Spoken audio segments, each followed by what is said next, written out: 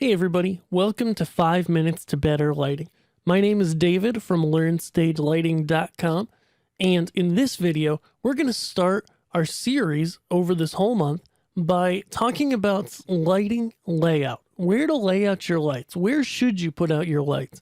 And we're going to cover that in today's 5-minute video, as well as about the whole next week, because this is really important stuff. So if you want to catch all of this, if you want to catch more from us here at Learn Stage Lighting, the very first most important thing I need you to do is subscribe and click that bell so you get the latest video here on YouTube.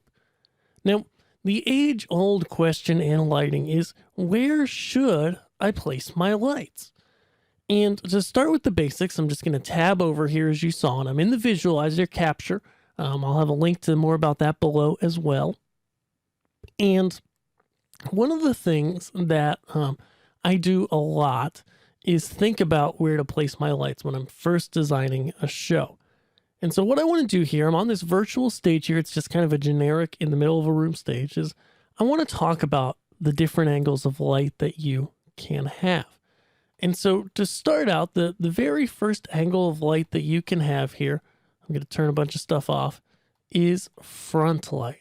All right, so front light, if I grab my 4 front lights here and turn them on, you'll see is the light that is hitting this person from the front.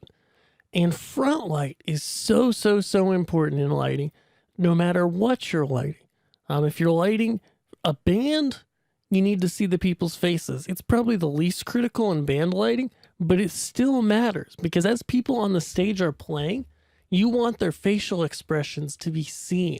You want any emotion that they're showing with their arms or with their pose. You want all of that to be seen by the audiences. And so while it doesn't always have to look like this, 4 points of light from the front, 2 in each zone, covering the stage with a nice even wash. While it doesn't have to look like this, you need to have something there. And it is the most important part of lighting. Now, how much you need and how it looks is going to depend on the type of lighting that you're doing, what the type of show is, and what you need to make happen for that show.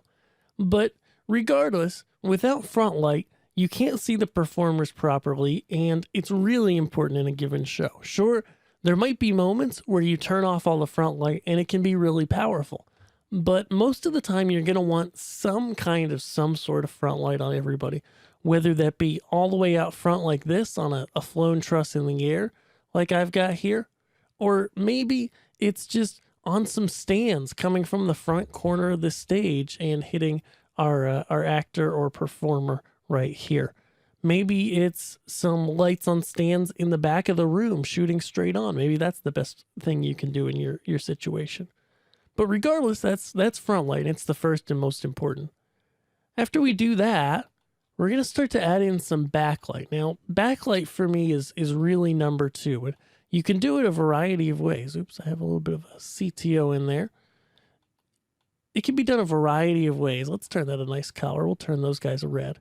We can use spotlights like these, and we can also use wash lights. So if I highlight some of those guys and turn them on as well, we can see here that they each have their strengths and weaknesses, and as we go through this, we'll talk more about those. But the key here is that backlight allows us to see cool beams in the air. It allows us to put a nice outline on our actor or performer so that they're able to be seen clearly. Actually, right now they're not really hitting the guy very well, so we'll tilt them forwards a bit. Let's see which way that is. Whoop. So we can get that outline on our performer here. Backlight can also be used, I'll just pull this gobo out, to make these great looks in the air. And so it's really important because it keeps this outline on your person here, on your actor or performer. It gives the visual separation between the front and the back of the stage. So it makes it so that you can literally be able to tell the difference between where the front is and where this person is and the backdrop. Sometimes they can blend together with just front light, but as we add in the backs here, we can see here that it's able to see him more clearly. We're able to see the separation between the two.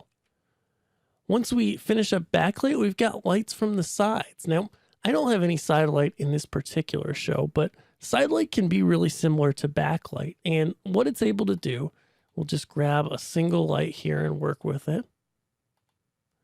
What it's able to do is really highlight and colorize people on the stage. I would consider for most performances, most things that people are doing, I generally don't use a lot of side light, but it can be used, especially in a band context.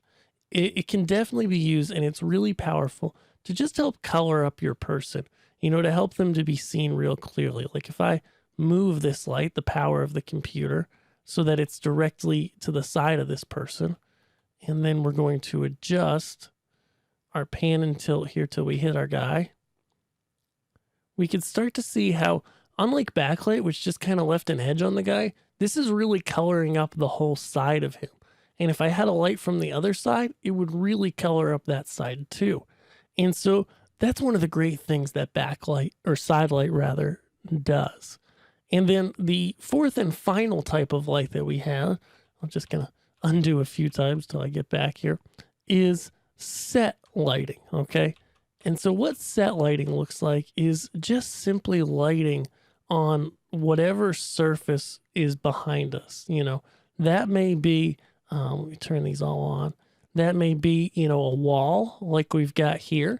And we may be able to do things not just, you know, with color, which looks great, but also we can start to bring in some cool gobos and really see how, especially when we combine them with things like prisms, or maybe combine multiple gobos together, we can create some really great looks on our set. And notice how when we turn these set lights on and off, we don't even have any backlight right now. When we turn them on and off, it really creates a whole new world. It really, you know, brings more space to the stage, and we're able to see a whole new dimension besides just this guy, this person, and some blank backdrop. And so that's why set lighting can be important. I mean, if I just switch these and move them back out to the back, you know, to the backlight position, you can see, yeah, it's cool to see those beams through the air. And at times, this smaller look can be great in a show. But then we can also use a backdrop like this and really expand the size of our space. And so that's about all we got for today. I've gone over my 5 minutes like I probably will every day. But hey, be sure to grab my stage lighting gear guide, and also check us out on Patreon, okay? Support us there. We've got some people supporting us already, and I would love to see more of you guys there. With that, guys, tomorrow I'm going to talk about the types of lights that we should place in each position. So, you know, spot, wash, and beam lights and where they are best. And I'll see you tomorrow.